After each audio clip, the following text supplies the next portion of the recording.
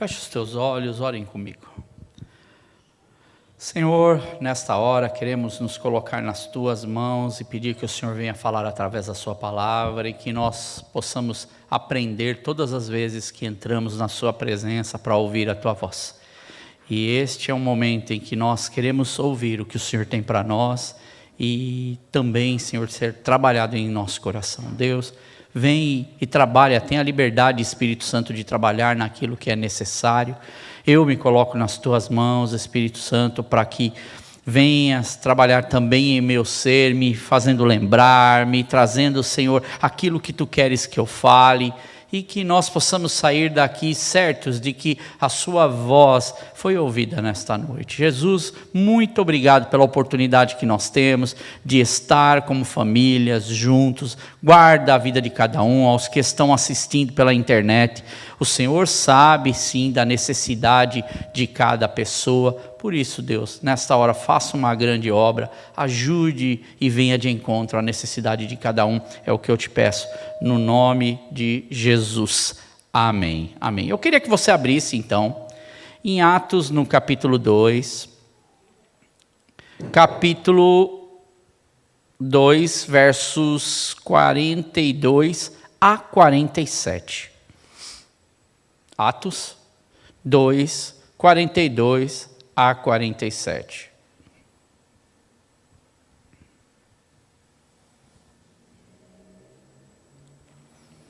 Temos falado nos últimos, não falei na semana passada, porque falamos do batismo, mas nas últimas semanas temos meditado sobre, como o Marcos falou, foi o tempo de Pentecostes, e nós trabalhamos esse Atos 2, dentro de um contexto, dentro de uma ideia, e nós estamos respondendo algumas perguntas sobre o que é comunhão.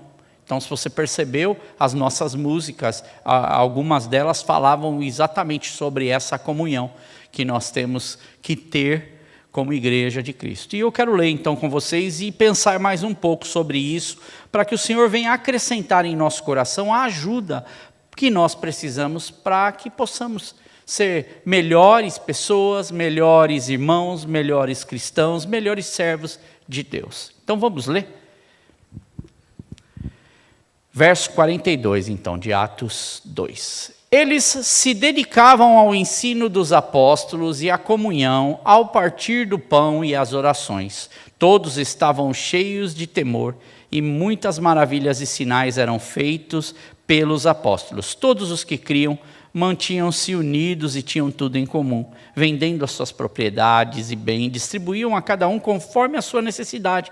Todos os dias continuavam a reunir-se no pátio do templo, partiam o pão em suas casas e juntos participavam das refeições com alegria e sinceridade de coração, louvando a Deus e tendo a simpatia de todo o povo, e o Senhor lhes acrescentava todos os dias os que iam sendo salvos. Essa é a porção, então, da palavra de Deus, daquilo que o Senhor tem para nós. Se você se lembra, na pregação, na semana retrasada, nós falamos, e eu dei um exemplo no início, sobre a batata quente. Você lembra disso? Ficar bem gravado na cabeça, e dei o exemplo daquela brincadeira que a gente tinha da batata quente, que você queria se livrar daquilo, e o exemplo do atletismo, do 4x1, que é onde eles passam o bastão. Então você tem ali dois lados, que foi isso que nós falamos na semana retrasada, sobre dois lados que nós temos. Ou isso é uma batata quente, eu quero passar isso o mais rápido possível da minha mão e não quero ter isso comigo, ou isso é uma responsabilidade, é um bastão ao qual você sabe que você tem a responsabilidade. Para que nós possamos chegar vitoriosos à reta final, precisamos manter esse bastão sendo passado. E isso é uma responsabilidade. Enquanto o outro eu não quero ter essa responsabilidade. Esse outro do bastão, que é o batata quente, eu não quero. Que queime na mão do outro. Que queime na mão de outra pessoa, não na minha. Para muitas pessoas, o evangelho é mais ou menos assim. O relacionamento que a pessoa tem dentro da sua vida de congregação, da sua vida como irmão, é a batata quente é do outro. Mas o que o Evangelho nos ensina é o que nós podemos olhar até para essa questão do atletismo, é passar o bastão de um por outro. é nós nos empenharmos para que o próximo possa estar numa boa posição para que ele possa viver o Evangelho de Deus. E assim nós vamos seguindo. E eu falei então, na vez passada, só para lembrar, sobre isso. Agora, uma coisa interessante. Quando, por exemplo, alguém vem e conta sobre um fato, ou sobre algum problema, alguma questão sobre alguém, a primeira coisa que a gente tem na cabeça é assim, quando você ouve uma notícia nossa, como isso foi acontecer? Não é assim que a gente faz? Quando você sabe que aconteceu algo com alguém, aí a sua primeira pergunta é, mas como isso foi acontecer? Ele estava tão bem, a coisa estava indo tão bem. Eu falei com ele semana passada, eu falei com ele ontem, eu falei com ela ontem. A gente tem essa tensão. Mas como isso foi acontecer?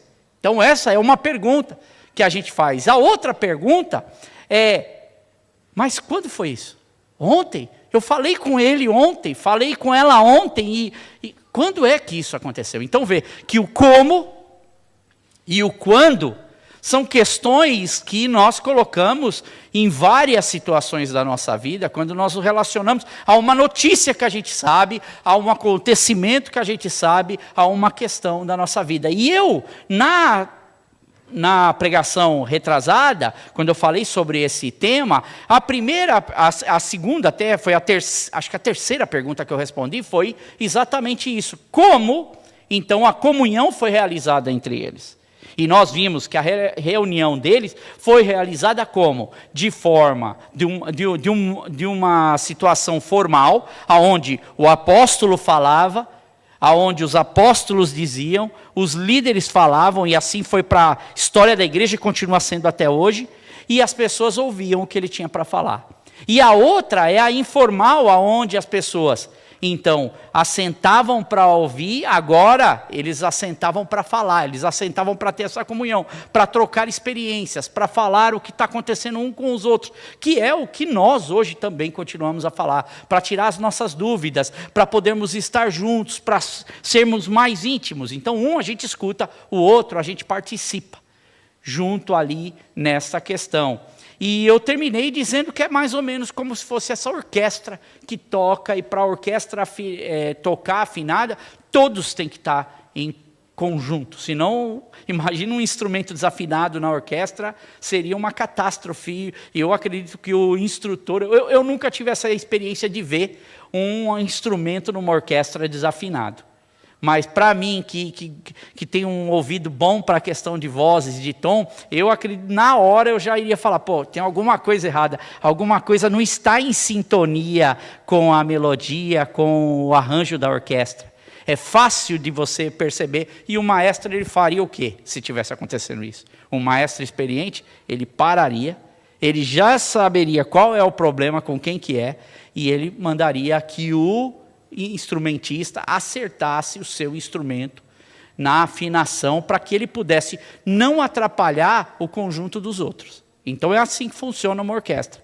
Por exemplo, você pega um instrumento de corda, você tem como dar uma apertada nas cordas. Hoje eu estava ajudando do violão do Guilherme ali, fazendo, e eu falei, Gui, essa tá errada. Duas das cordas dele, ele colocou certo ali, mas a virada da corda estava ao avesso. Então, quando eu apertava, a corda soltava.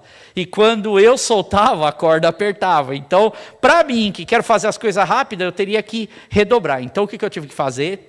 Tirar as cordas, colocar as duas cordas, acertar novamente, para ficar tudo em conjunto, para tudo funcionar. Então, é uma coisa muito interessante. Se você pega um instrumento de sopro, geralmente o instrumento de sopro é na boquilha. É onde o instrumentista toca, né? Onde ele assopra, ele atarracha ela mais, cada vez que ele vai colocando mais, atarrachando mais o instrumento ele vai ficando mais agudo, então ele corrige essa tonalidade no instrumento, e assim tem que ser a nossa vida. Portanto, hoje a minha pergunta não é respondendo como a comunhão acontece, mas sim quando a comunhão acontece. E eu espero que, respondendo essa pergunta, nós possamos, na nossa mente e no nosso caminhar cristão, podemos também acertar os nossos instrumentos, para, à medida que nós chegarmos para tocar nessa orquestra, não tenhamos que ser o responsável por desalinhar toda a orquestra e fazer com que o maestro ali seja obrigado a parar e falar tem alguma coisa errada. mas o Senhor, Ele quer, mediante isso, nos ensinar. Então, no verso 46, que é essa pergunta que está sendo respondida, nós usamos esse verso para responder, e eu quero começar por ele, para responder como isso acontecia, agora, quando a comunhão acontece, quando que a koinonia acontecia com eles. Veja só, leia comigo, verso 46, e presta atenção na colocação dos versículos. Verso 46 diz: todos os dias continuavam a reunir-se no pátio do templo, partiam o pão em suas casas e juntos participavam das refeições com alegria e sinceridade de coração. Preste atenção no primeiro início da frase e já na sequência ali. Todos os dias, e eles continuavam. Duas coisas que nesse verso nos fazem parar para prestar atenção. Todos os dias. Era, na cultura daquele povo hebreu que estava se convertendo naquela época, era uma forma com que eles se reuniam. Então imagina, e você fala, nossa André, mas todos os dias eles se reuniam? Como é que pode isso? Um judeu, na época, ele orava pelo menos 3 vezes ali em Jerusalém. A gente está falando de Jerusalém, a gente está falando de pessoas que têm acesso à sinagoga ou ao templo aqui. Então, esse fato está acontecendo local.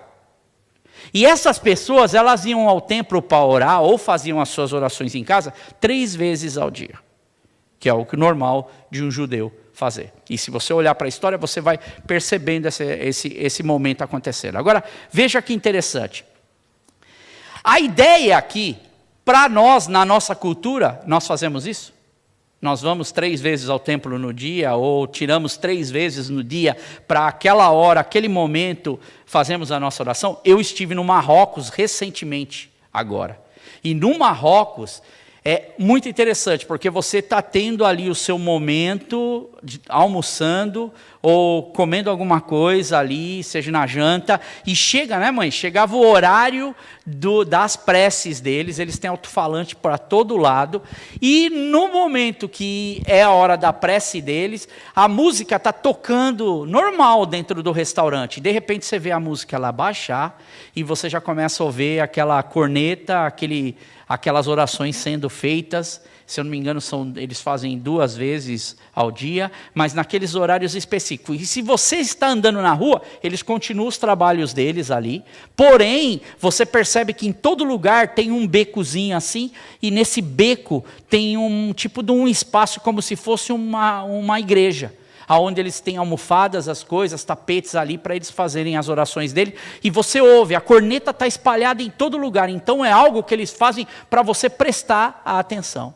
Isso que está acontecendo aqui, a base que a gente tem desse início, quando fala assim, todos os dias, você já vai entender o porquê que eu estou falando como, o porquê que a gente vai trazer isso para o nosso dia, porque eu sempre digo, quer aprender a Bíblia, a melhor coisa é você ver como era feito lá, e aí você pode extrair para o teu dia de hoje, é a melhor coisa para você fazer, senão você vai forçar as pessoas, todos os dias, 3 vezes ao dia a gente vai vir para a igreja, isso já não é nem possível para nós, a gente está numa igreja em que a gente aluga o espaço, então, não é a nossa igreja, mas nós temos que ter uma ideia. Então, o que acontecia? Eles iam e oravam e tinham esse momento com Deus. Agora, na nossa cultura, trazendo para nós esse todos os dias, é óbvio que na nossa correria, nos nossos afazeres, isso é hoje praticamente impossível.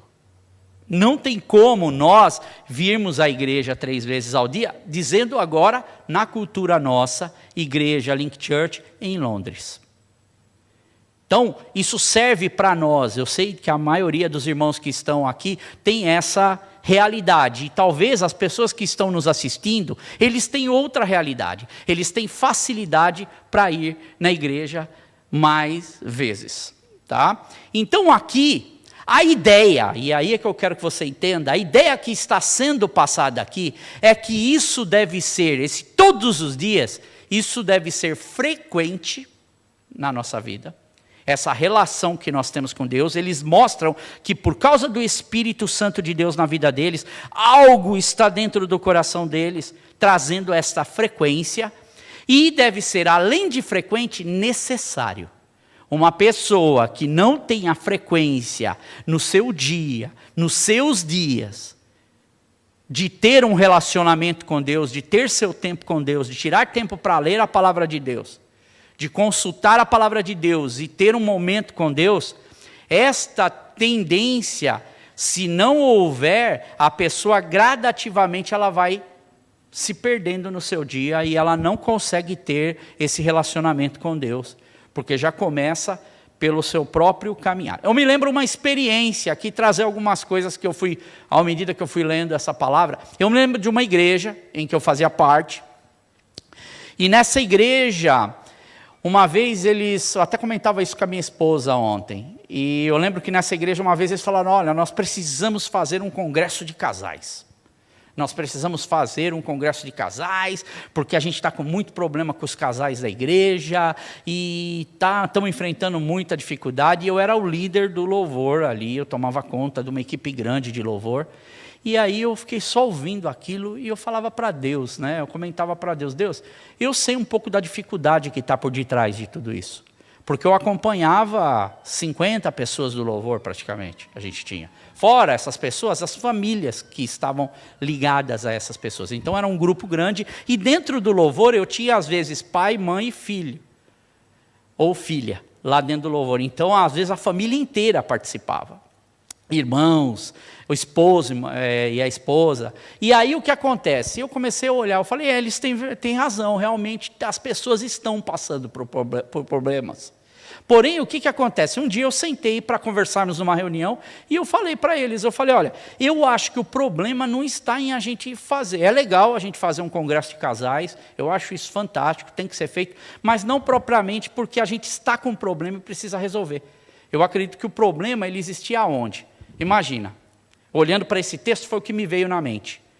Você, segunda, terça, quarta, quinta, sexta, sábado, domingo, tem atividade na igreja. O louvor tinha 2 vigílias para ir todo santo mês.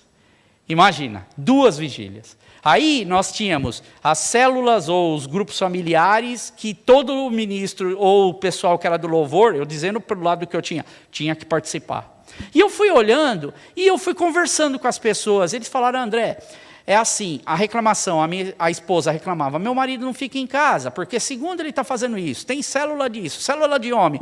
Você está entendendo hoje, como a gente até na igreja tem essa tendência de, se não tomarmos cuidado, nós enchermos a agenda das pessoas e separarmos as pessoas de ter também o seu tempo em família. E nós conversando, eles falaram, nós não tínhamos prestado atenção nisso. Porque nós achamos que o fato de termos que estar olhando aqui, tentamos vestir essa roupagem para nós, hoje, na nossa realidade, ela não cabe. Nós não temos como fazer isso. Em alguns lugares, talvez. Mas precisamos ter a atenção de não estarmos também prejudicando outras coisas. Porque se você perceber aqui, eles partiam o pão nas casas deles. Eles estavam juntos e participavam das refeições, e com alegria e sinceridade de coração. Aonde é que eles participavam nas suas casas? Os 3.000 pessoas iam para uma casa e ficava todo mundo junto nessa casa? Não.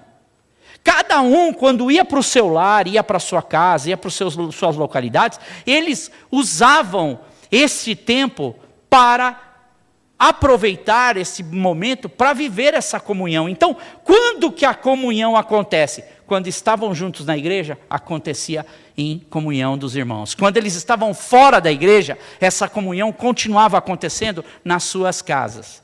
Porque ela é necessária para que depois nós não falemos, como aconteceu nessa igreja, em que chegamos a uma conclusão, que um dos problemas era o excesso de atividade. Porque o filho estava envolvido num departamento, a mulher envolvida no outro, o homem envolvido no outro, e eles mal ficavam juntos dentro de casa, eles não se viam. Por quê? Porque tem o trabalho do dia a dia também. E no final das contas, eles se separavam todos, e aí é óbvio que onde não há comunicação, onde não há comunhão dentro do lar, das suas casas, eles acabam não tendo realmente esse momento para viver. Entendeu mais ou menos aqui? Eu acho que dá uma visão bem interessante aqui. como eles faziam isso? A ideia aqui é, nós devemos ser frequentes e nós devemos entender que este momento ele é necessário, independente da nossa correria e do momento que a gente vive. Então você é responsável com o Espírito Santo e com Deus, de ver dentro da sua correria e do seu tempo, aqui a gente não tem desculpa de falar, as atividades da igreja nos atrapalham. Aqui nós temos tempo nesse aspecto. E até o estudo que a gente coloca, o estudo bíblico, nós também temos tempo. Para fazermos as nossas atividades, basta nós seguirmos com essa seriedade. E hoje nós temos várias formas de nos reunirmos, inclusive dessa forma presencial que a gente tem, como eles faziam no templo.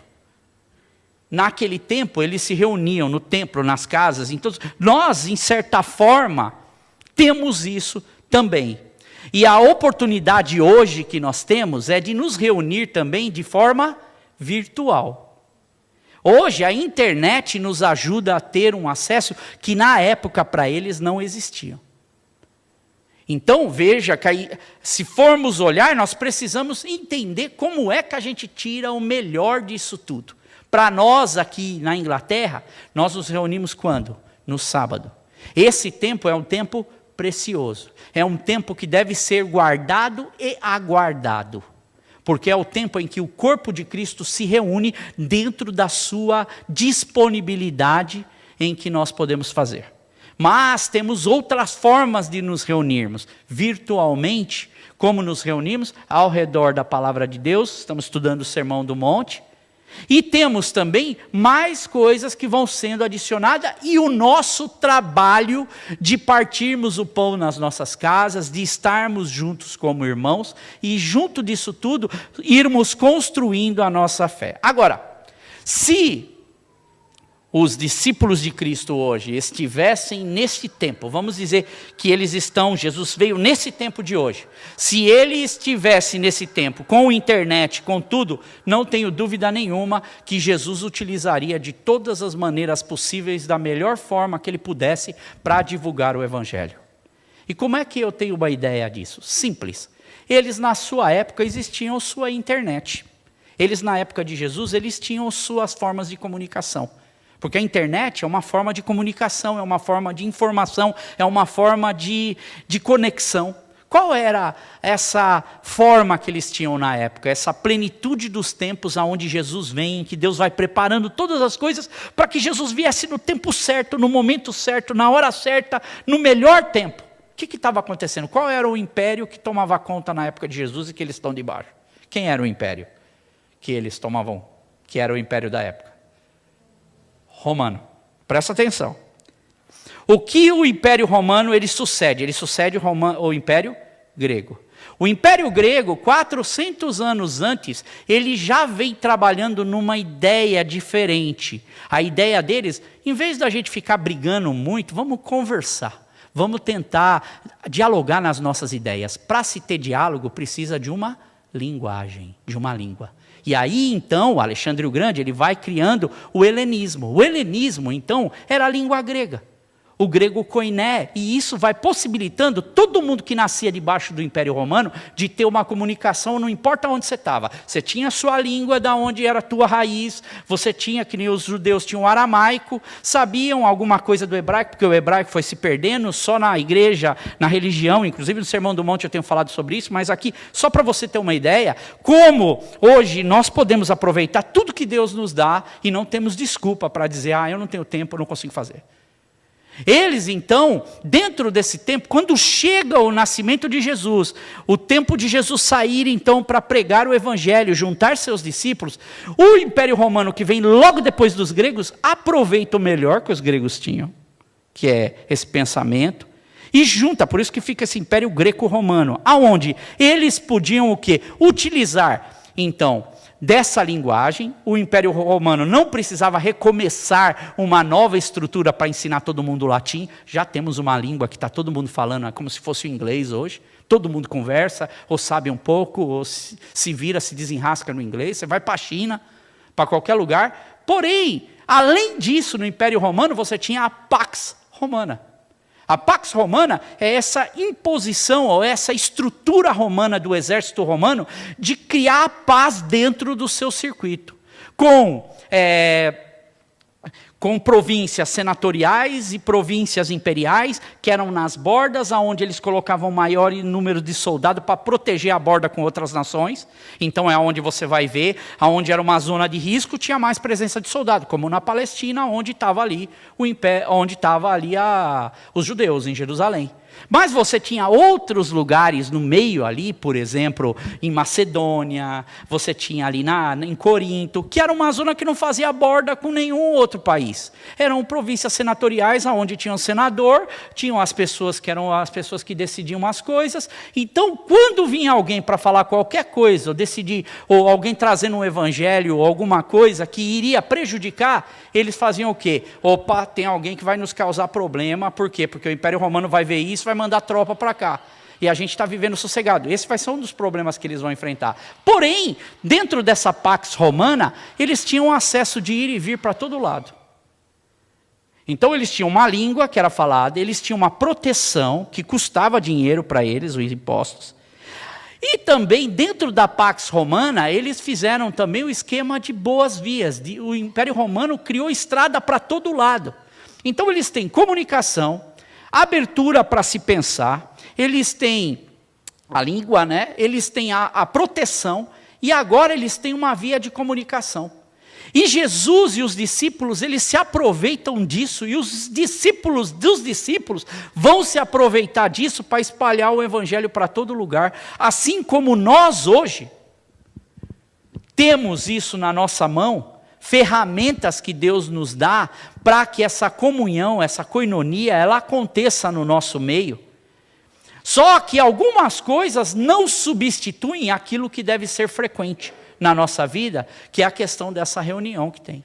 O resto são ferramentas que Deus vai proporcionando para nós, como a internet. Então, o que aconteceu? Nós tivemos uma febre agora, há pouco tempo atrás, em que as pessoas, por causa dessa questão do Covid, da pandemia, muitas pessoas começaram a ser crente, eu vou ficar em casa, eu vou assistir o culto de casa. Qual é o problema disso? Quando isso substitui aquilo que deve ser frequente.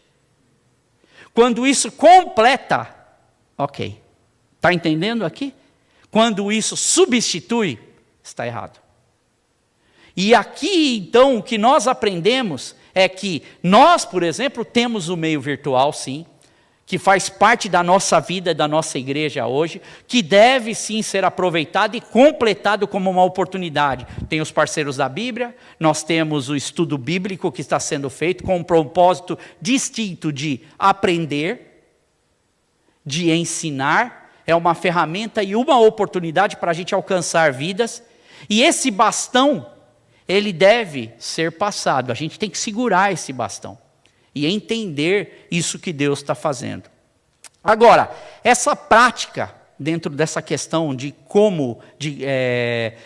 quando isso acontecia, essa prática, então, ela foi se expandindo naquela época.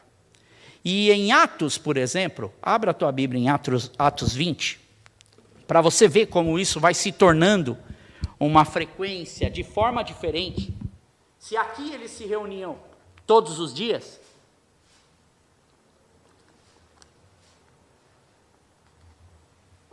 agora, aqui nós estamos lendo Atos 2, agora vamos lá para Atos 20. Olha o que está acontecendo. Paulo, ele vai pregar em vários lugares, ele está na sua terceira viagem missionária, só que aonde ele vai, ele começa a encontrar confusão por causa disso. Se ele chega numa província senatorial e os caras começam da cidade a ficar com medo, os senadores com medo que está vindo pregando um outro rei, César vai ficar com a orelha em pé ali, vai mandar soldado para nós, eles não querem isso, manda o cara embora mesmo. Fora os judeus que também não queriam que Paulo pregasse. Então Paulo vai caindo de lado a lado, mas onde Paulo passa, a coisa acontece. E aí Paulo, então, ele está vendo a confusão, e aí chega um momento na terceira viagem que ele fala, eu quero chegar em Jerusalém antes do Pentecostes. Já tinha passado o momento, já estava passando aqui o momento da Páscoa, e ia chegar depois da Páscoa, 50 dias, o Pentecostes. E ele fala, eu quero chegar em Jerusalém para ter o Pentecostes.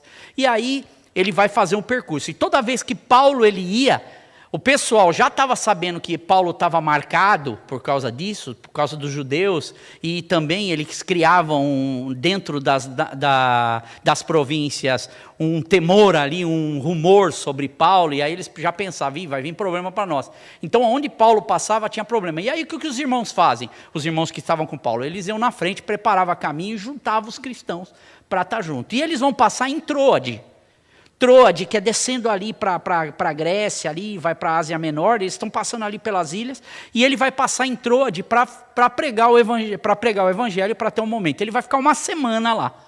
E depois ele vai seguir, descer para Mileto, e de Mileto ele vai ir até Jerusalém para chegar no momento do Pentecostes. E aí, olha o que está acontecendo no verso 7 em diante de Atos 20. Olha o que diz. No primeiro dia da semana, reunimos-nos para partir o pão. Veja que isso se tornou uma prática deles. Eles se reuniam agora no início da semana. E Paulo falou ao povo pretendendo partir no dia seguinte. Ele já estava falando há 6 dias e agora era o 7º dia. E ele diz que aqui ele continuou falando até a meia-noite. Ele não queria perder essa oportunidade, você imagina. E aí a Bíblia dá alguns detalhes. Lucas, aqui em Atos, que escreveu Atos, ele diz: havia muitas candeias no piso superior aonde estavam reunidos. Tinha muita lamparina, então isso possibilitava que eles passassem a noite inteira falando do Evangelho. E aí um jovem chamado Eutico, que estava sentado numa janela, adormeceu profundamente durante o longo discurso de Paulo, vencido pelo sono, caiu do 3º andar. Quando o levantaram, ele estava morto. Paulo desceu, inclinou-se sobre o rapaz e o abraçou, dizendo: não fiquem alarmados, ele está vivo. E então ele subiu novamente, partiu o pão e comeu, e depois continuou a falar até o amanhecer, e ele foi embora. Aí você já vê que eles agora, nesse tempo que Paulo passou lá, eles continuavam tendo a prática de se reunir quando? No primeiro dia da semana, no domingo. Só que esse dia que Paulo está pregando, ele quer aproveitar esse momento, porque ele sabe que ele já não vai voltar mais lá. E ele fica pregando até tarde. E esse jovem que está na janela ali, estava a luz da vela ali, das candeias, ele pega no sono, ele fica meio sonolento por causa da correria dele, ele deve ter trabalhado o dia inteiro. E Paulo falava, e você sabe que a hora que está falando, se você não tomar cuidado, você dorme mesmo. A sorte é que a gente está sentado num banco acolchoadinho e a gente não cai da janela. E eu digo, se hoje caísse da janela era difícil, que eu ia ir para ressuscitar você de novo, ia ser mais complicado. Aqui, se você olhar, o que está acontecendo é que o milagre de Deus acontece naquele tempo por causa dessas situações. Imagina se esse jovem morresse, a má reputação que ficaria na cidade. Então Paulo ele desce, ele ressuscita o rapaz, porque Deus está operando coisas diferentes. Então não dá para a gente exigir que as mesmas coisas aconteçam para nós hoje. E Paulo, com sabedoria, ele desce, e aquilo causa o quê? Ao invés de uma coisa ruim, causa algo bom, porque todo mundo olha, é um milagre de Deus, a coisa de Deus, a coisa boa acontecendo. E aí então eles sabem que aquilo Deus está fazendo para aquele momento, coisas inusitadas, situações inusitadas, e a igreja está sendo formada, a igreja ela está tendo um novo momento, assim como nós, dentro da nossa realidade, a gente vai aprendendo a ter essa comunhão. Quando essa comunhão acontece? Para eles, no primeiro dia da semana. E nós vamos ver que a igreja ela vai tomar esse perfil de ter no primeiro dia da semana esse momento, mas continuam tendo as suas reuniões em casa, continuam falando da verdade de Deus. Hebreus agora, abra, capítulo 10, verso 23. O autor de Hebreus, que é desconhecido, ele escreve e ele reforça agora essa prática. E ele diz, do verso 23 ao 25, lá de Hebreus, capítulo 10, olha o que ele fala. Então nós vemos que ela precisa ser uma prática frequente. E nós vemos que cada um dentro da sua dificuldade, no caso desse jovem Eutico, dormiu e morreu ali e foi ressuscitado. Imagina a cena, né? Cai da janela, devia ser no 2º andar, e foi um tombo e tanto. Aí diz então em Hebreus 10, 23 a 25, apeguemo-nos com firmeza a esperança que nós professamos. Então, duas coisas importantes. Apegar com firmeza. Então, a gente já vê, dedicação, essas coisas, é isso. E aí ele diz, a esperança que nós professamos. Então, isso para você é esperança? Isso que você professa? Aquilo que você vem buscar quando você se reúne com a igreja, a esperança que você tem para você, para os seus filhos, para o seu relacionamento com Deus, para a sua esposa, para a sua casa, é essa a esperança que você tem? É em Deus. Pois aquele que prometeu, ele é fiel. Então ele junta, apeguemos-nos com firmeza, a esperança que professamos, pois aquele que prometeu é fiel. Deus, ele é fiel. Você acredita nesse Deus fiel? Que ele cumpre a sua palavra? Qual é a forma que você crê em Deus? Ele continua dizendo, e consideramos-nos uns aos outros para incentivarmos ao amor e às boas obras. Lembra que eu teve uma pregação sobre uns com os outros? Que aparece várias vezes na Bíblia esse termo, uns para com os outros, uns com os outros. E aqui então ele diz, olha, consideremos-nos uns, considere isso. Um para com os outros, para o quê? Nos incentivar ao amor e às boas obras. Não é só amar. Eu tenho que amar o meu irmão. Não, é as boas obras, a prática de boas obras também. E ele diz assim, não deixemos de reunirmos-nos como igreja, segundo o costume de alguns, mas encorajemo-nos uns aos outros, novamente uns aos outros aqui, ainda mais quando vocês veem que o dia se aproxima o dia, ele diz, que se aproxima o dia. Então ele diz assim, não deixe de reunir como igreja, não perca essa prática, que ela é essencial e necessária. Não deixe que nada substitui isso na vida de vocês. O autor diz. E ele diz, segundo o costume de alguns. Por quê? Porque alguns estavam vindo com essa ideia de que não era necessário fazer isso. De que não era necessário se ajuntar. Não se sabe muitas vezes o porquê. Por causa do costume judaico, que alguém estava querendo, não, vamos voltar para o... Porque aqui a gente está vendo hebreu. Aqui, se é para os hebreus, significa que é para a gente que era judeu. Que tinha a prática judaica, que ele está escrevendo a carta, para quem era religioso dentro desse contexto. E aí ele diz, não nos deixemos de nos reunir como igreja, não perca essa essência, que está começando em vocês aqui, segundo o costume de alguns, mas vamos nos encorajar, ainda mais, por quê? Porque nós vemos que o nosso dia se aproxima em Deus, o grande dia de Deus aproxima. A volta de Jesus pode acontecer a qualquer momento, pode acontecer para nós nessa geração, pode acontecer na próxima. Mas todas as gerações que vêm, elas sempre vão ter uma certeza. Minha avó falava isso. Olha, Jesus está voltando. Agora eu continuo falando, Jesus está voltando. Até que vai chegar um dia em que Jesus vai voltar. E Jesus disse que a hora e o dia, só Deus sabe. Provérbios, não precisa abrir, mas escute. 18, versos 1 e 2, diz assim. Quem se isola, no caso solitário aqui, busca interesses egoístas e se rebela contra a sensatez. O tolo não tem prazer no entendimento, mas sim em expor os seus pensamentos. Ele está dizendo aqui que o tolo, ele não tem esse desejo de estar dividindo, de compartilhar, de estar pensando, de dividir seus pensamentos. Mas quem aqui então se isola, ele tem sim interesses egoístas, ele não quer dividir, ele não quer estar com as pessoas.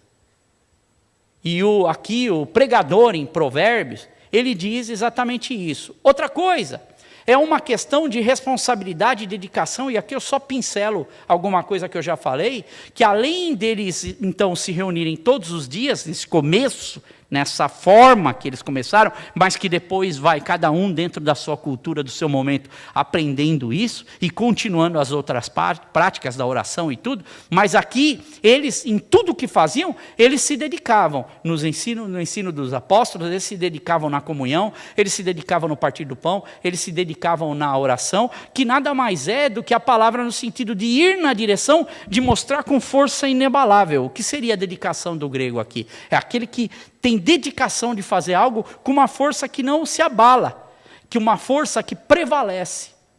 Então essa dedicação é ter a certeza de que eu vou fazer porque eu tenho o desejo de prevalecer. E aí nós unimos com as palavras que ouvimos aqui, por exemplo em Hebreus, das palavras de Paulo, nós vamos entender que nós fazemos isso porque acreditamos que para aquele a quem nós fazemos, ele é fiel. E ele há de olhar para tudo isso que nós fazemos com um olhar de com o coração alegre. Como um pai olha para um filho, ele vê o comportamento do filho. Então não é algo feito por conveniência. Como e quando eles faziam? Eles faziam algo realmente para colocar diante de Deus o melhor que eles podiam, o melhor que eles tinham, com ânimo, com desejo de estar juntos, e não faziam por conveniência. O que é conveniência? É quando a gente faz, quando é oportuno, quando é benéfico, ou quando é apropriado para mim. Então, quando é que eu vou fazer? Eu vou na igreja. Já ouviu isso? Eu vou na igreja quando for apropriado para mim. Hoje eu estou cansado. Então, eu estou indo para a minha conveniência. Eu trabalhei demais, eu estou cansado, então eu não ando de acordo com essa dedicação, porque a dedicação faria o quê aqui? Ela venceria o quê? O cansaço. E eu seria um eutico que sentaria, nem que fosse ali, que ele deve ter sentado mesmo no lugar errado, porque se ele tivesse sentado no banco, não tinha caído. Mas nós temos de nos esforçar para fazer a obra de Deus, mesmo dentro do nosso cansaço, dentro da nossa dificuldade que nós temos para termos essa koinonia que é o corpo de Cristo para o reino de Deus. E não é fazermos isso como a gente faz para uma festa de aniversário ou para o jogo. Não é esse o propósito. Quando a gente se reúne para o jogo, para assistir um jogo, ficar todo mundo vibrado ali, feliz por estar no jogo, você vai no estádio, você vibra, você fica lá o momento todo, você chega cedo.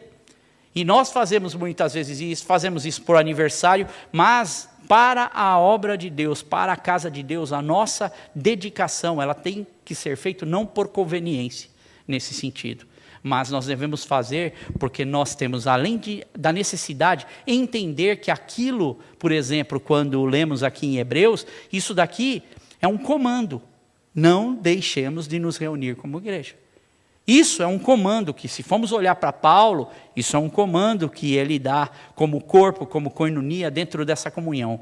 A Bíblia, a Mensagem, ela diz, por exemplo, no verso 42 de Atos 2, que é uma Bíblia parafraseada, ela dá uma versão bem interessante, ele diz assim, elas passaram, quando fala dessa, eles se dedicaram ao ensino dos apóstolos, esse verso que nós lemos, ele diz assim, elas passaram a seguir o ensino dos apóstolos, a vida em comunidade, a refeição comunitária e a prática da oração. Então, todos nós precisamos disso. Uma vida cristã precisa destas coisas. E talvez isso nunca aconteça para algumas pessoas, porque a imaginação que elas têm de igreja não é nesse perfil. Elas têm a igreja como algo que elas carregam por um hábito. E Deus aqui, Ele está interessado em mostrar através do Espírito Santo, e por isso Ele não começa isso antes que o Espírito Santo haja na vida deles, para que eles tenham essa consciência que isso requer um trabalho conjunto da nossa vontade, do Espírito Santo e de Deus trabalhando. E essa é uma oportunidade para nós, para você, para mim, não é? De nos abrir a esta proposta de uma igreja que trata com seriedade a comunhão de uns com os outros, a importância de viver algo diferente, do não estar sozinho. E naquele momento nós vemos que fazia-se necessário para que o corpo de Cristo ganhasse forma. Lemos o verso 42 de Atos 2, vamos ler o resto, e a gente vai encerrando aqui. Diz assim, em Atos 2, 43 a 45, que é a sequência, diz, todos estavam cheios de temor, e muitas maravilhas e sinais eram feitos pelos apóstolos. Todos os que criam, vê que é uma sequência, crer, ser trabalhado, se manter unidos. Todos os que criam mantinham-se unidos e tinham tudo em comum. Vendendo suas propriedades e bens, distribuíam a cada um conforme a sua necessidade. Então eu poderia chegar aqui para vocês e falar assim, estão vendo a palavra de Deus aqui? Vamos agora pegar tudo que vocês têm, vamos dividir e começar a dividir entre nós. Vão fazer meio que um comunismo, né? Ou comunismo, né? Que é onde você divide, onde você reparte, mas entenda que aqui é um momento, novamente está acontecendo, é uma ocasião, e isso vai mudando com o decorrer do momento. E a Bíblia, quando ela é lida como um todo, você vai entendendo como Deus. Este momento era necessário. Você vê Barnabé indo lá na cidade dele, lá em Chipre, e ele vendendo propriedade dele, e ele fazendo o quê? Depositando dinheiro. Por quê? Porque ele sabia que naquele momento a igreja não tinha de onde tirar, não tinha como fazer, e era necessário para que outras vidas se achegassem a Deus. Mas aí, você vai andando um pouquinho, você já vai ver Ananias e Safira, o que eles fazem? Eles já vão enganar, já vão dar a parte. Você vai vendo que, gradativamente, as coisas vão se transformar dentro disso. E aqui, eles vão vendo essa transformação, por exemplo, como acontece lá em Atos 6. O que está acontecendo em Atos 6? Atos 6, as viúvas dos hebreus, ou dos judeus, elas estavam sendo tratadas como o judeu já tinha isso como hábito. Então a sinagoga, por exemplo, ela era responsável por ajudar a viúva, porque a viúva não tinha de onde tirar dinheiro, ela não tinha condição. Só que chega em Atos 6, agora, aqui nós estamos em Atos 2, vamos pensar uns capítulos para frente, em Atos 6, agora eles estão com o pepino na mão, tem muita gente que não é praticamente judeu, são pessoas gregas que estão vindo para o Evangelho. E estas pessoas gregas, por mais que elas tivessem o hábito que o judeu tem, elas não eram atendidas da mesma forma que o judeu era atendido, porque o judeu já tinha um sistema desenvolvido de ajudar as viúvas. Porque eles já vinham desde o Antigo Testamento já com isso na cabeça, de ajudar a viúva, o órfão. E o grego agora, ele entra dentro do sistema. E a Bíblia diz que os discípulos falam assim, pô, a gente não pode parar para fazer isso, porque a gente tem um monte de gente para alimentar espiritualmente. E nós não podemos parar, isso lá em Atos 6, para fazer. E o número crescia, e os judeus, os hebreus, não é... Os gregos, eles começaram a fazer o quê? Reclamar que as viúvas deles não estavam sendo tratadas. E a igreja agora, ela tem que resolver esse pepino. Por quê? Porque a igreja está em transformação. Inclusive com a questão do dinheiro, para viver a comunhão. Porque se eles não resolverem esse problema, não vão viver em comunhão. E aqui, então, eles determinam que eles levantam 7 diáconos que vão tratar, então, para que seja tudo bem distribuído, para que todo mundo, e a igreja está em transformação, para que essa comunhão ela continue acontecendo. E aí nós vamos olhar um pouquinho mais para frente, quando Paulo ele escreve lá em 2 Tessalonicenses aos irmãos de Tessalônica, ele vai dizer assim, só que tem um problema, porque a igreja ela vai criando e ele vai percebendo alguns comportamentos dentro da igreja. Ele diz lá em 2 Tessalonicenses capítulo 3:10, ele diz assim, Paulo diz contra a ociosidade, e ele diz que aqueles que estão indo contra a generosidade, porque se eu usufruo de algo que pode ser benéfico para uma pessoa, eu falar, estão dando dinheiro na igreja, estão ajudando para pagar isso, estão ajudando para pagar a viúva, eu vou lá também. E aí a pessoa acomoda, ela poderia estar trabalhando, mas ela não vai fazer. E Paulo diz assim, se alguém não quiser trabalhar, também que não coma. Então nós vamos vendo que a igreja ela vai tendo a sua transformação. Se alguém não quer trabalhar, que não coma. Paulo diz assim, esse dinheiro, isso que está sendo juntado, agora precisa ter um controle, precisa ver que a igreja ela vai sofrendo essa transformação. E é uma oportunidade para nós. E aqui, então, precisamos entender que quando essa comunhão ela acontece quando esses ajustes eles vão acontecendo e nós entendemos o momento que a gente está vivendo. Então, quando nós olhamos para a palavra de Deus e falamos, olha, nós queremos a igreja perfeita. Você deve já ter visto ou ouvido alguém falar, eu não vou naquela igreja, eu não vou mesmo na Link Church, porque a Link Church ela não é a igreja perfeita para mim. A minha igreja no Brasil fazia assim, fazia assado. A minha igreja em tal lugar fazia... Nós temos sempre essa ganância de queremos procurar a igreja que ela é melhor para mim. E esquecemos de olhar que essa igreja em construção é uma igreja que é trabalhada pelo Espírito Santo de Deus. Eu expliquei um monte de coisa do contexto histórico e das dificuldades dessa igreja, que ela não é uma igreja perfeita. Mas é uma igreja que agora o que trabalha nela é perfeito. O Espírito Santo de Deus. E que direciona a igreja para que a igreja ela tenha um novo rumo, para que a igreja ela tome uma nova direção. E tem uma história interessante de que um dia um pastor assumiu uma igreja numa localidade nos Estados Unidos, uma igreja pequena, mas que vinha numa grande dificuldade. E aí um dia ele falou, não, eu vou visitar. Ele foi visitar as pessoas.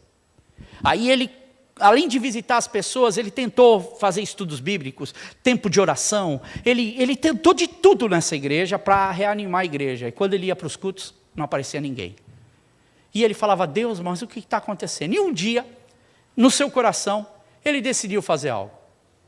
Ele foi num culto de domingo e ele anunciou para a igreja, olha, semana que vem, eu quero anunciar hoje, e semana que vem nós vamos ter esse culto especial, esse funeral, mas a igreja, então, essa igreja, ela está morta. E aí, todo mundo olhou, não tinha muita gente na igreja, mas ele não se contentou só de falar para aquele número. Como era uma cidade onde ele já tinha tentado de tudo, ele vai até o jornal local da cidade, na época, ele então coloca um anúncio no jornal e coloca, olha, domingo nós vamos celebrar o culto fúnebre da igreja tal. E aí o que acontece? Ele tentou várias semanas, meses, não deu nada. E aí nesse culto, quando vai ser o dia do velório da igreja, ele recebe uma igreja cheia de gente.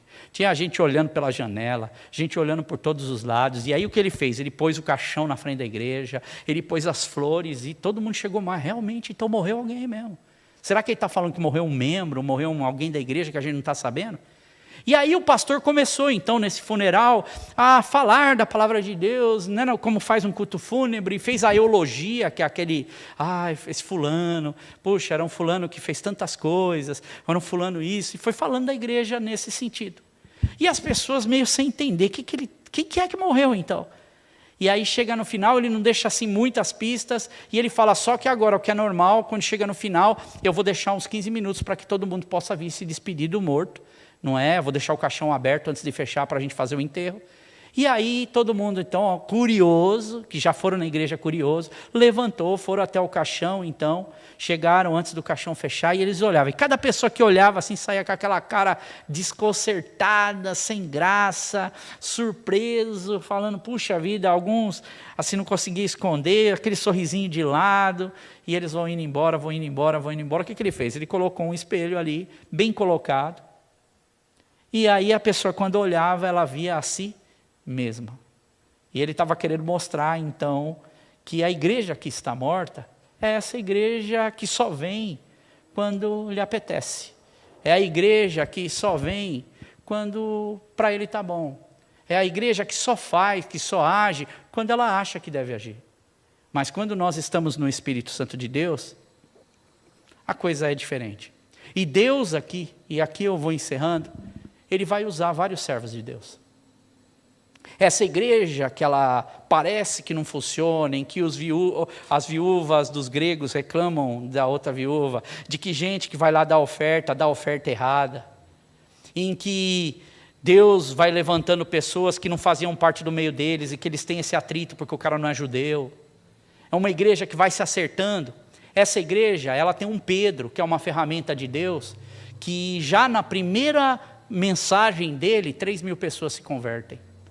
Ele tem Filipe, que foi ordenado para ser um diácono, e aí o Espírito Santo de Deus vem sobre ele e falou, você não vai alimentar a viúva, eu tenho mais gente para se alimentar. E leva então ele para Samaria, e em Samaria as pessoas ficam abismadas de ver o que Deus estava fazendo na vida dele, lá em Atos, no capítulo 8. E aí quando a gente olha no capítulo 8, depois que Deus fez a obra com Filipe ali, várias pessoas se convertem ao Evangelho em Samaria. Essa turma, esse pessoal de Samaria, que o judeu não se dá, está se convertendo e operou milagres e maravilhas. Deus fala, vai para a estrada ali, que vai de Jerusalém até Gaza. E em Jerusalém, nessa estrada, ele vê o que é um eunuco voltando lá para a Etiópia, lá.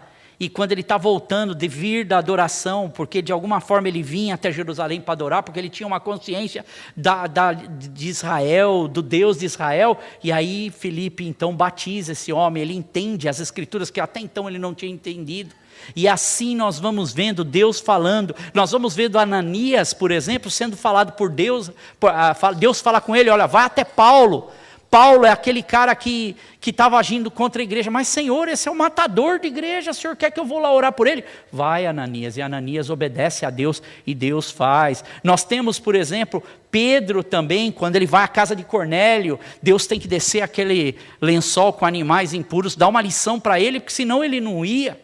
E nós estamos falando de Pedro aqui, nós estamos falando também de Paulo, que sai para fora dos muros da cidade, lá em Filipos, e quando eles estavam lá, o grupo de irmãos procurando um lugar para orar, isso está em Atos, no capítulo 16, e ali eles encontram, por exemplo, Lídia, que era uma mulher que trabalhava com vestidos de púrpura, aquela coloração de vestido, fazendo roupa para as pessoas ali, colorindo, tingindo roupas. Ela então fala, mas vocês estão indo para orar? O que vocês estão fazendo? E ela é tocada por Deus. Deus usa seus instrumentos. Paulo e Silas estão presos, de repente a prisão se chacoalha, e aí a prisão abre, e quando eles saem, então vem ali um carcereiro que queria se matar. Deus usa a vida desse homem para resgatar a família deles inteira.